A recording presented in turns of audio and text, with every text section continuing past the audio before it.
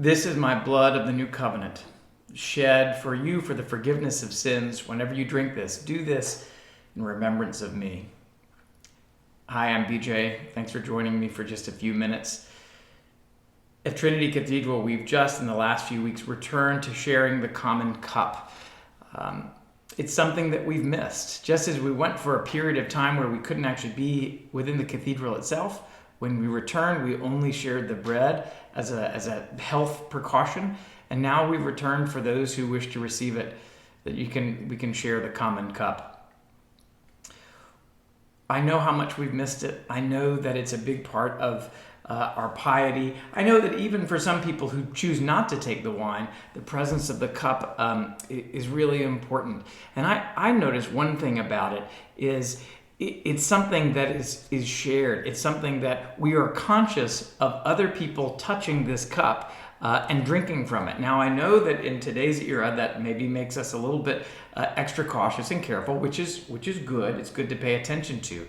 But it's also a reminder that Eucharist, and for that matter, worship, is an embodied experience that we don't experience alone, and that we're conscious of those around us, of other people who have touched it. Oh goodness, look at that! Got a cool little reflection going on. I didn't even realize that. Oh, never mind that. We're so conscious of the fact that other people are touching it and sharing it and drinking from it. And that's actually part of the idea. That's part of worship. Worship is that we actually touch and feel the presence of bodies all around us. And I know this is a season when, for health concerns, not everybody can be here. And we want you, that's one of the reasons why we live stream. We want you to be safe. We want you to experience the fullness of our services if you can't physically be here. But if you can be here, there's nothing that quite takes away, replaces that physical presence. A reminder that worship, it's not just up here. It's definitely here, but it's not just here as well. It's in our head, it's in our hearts, but it's also in our bodies. When we sing, our whole bodies resonate. And as we return to the common cup, it's a reminder of all those things. Now, public service announcement, you do not have to receive the wine, just as we were before COVID. Some people are uncomfortable drinking the wine with concern about drinking after other people. That's perfectly valid. Some people are in recovery, and we want to support and uplift them as well. And the other thing is, at least here at Trinity, we're asking people not to intink, not to dip. Believe it or not, I know it might not seem that way, but that's actually less sanitary. I'll just leave you with the images of fingers going into the wine and let your imagination run wild. That's pretty much why.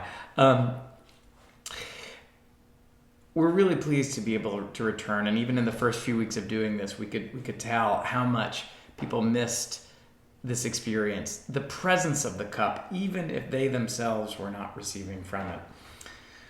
I'm so glad that we're doing it. I'm so glad that we continue to gather in body and mind and spirit. Yes, we're a wider congregation than just those who can be there physically on a Sunday. It's a reminder that we come together with all of our senses, with our bodies, our minds, our souls, to be with one another and to celebrate God's presence in our lives. Thanks for spending a couple minutes with me. Let me know that you're there. Send a note, like it, subscribe it, say hello. Blessings.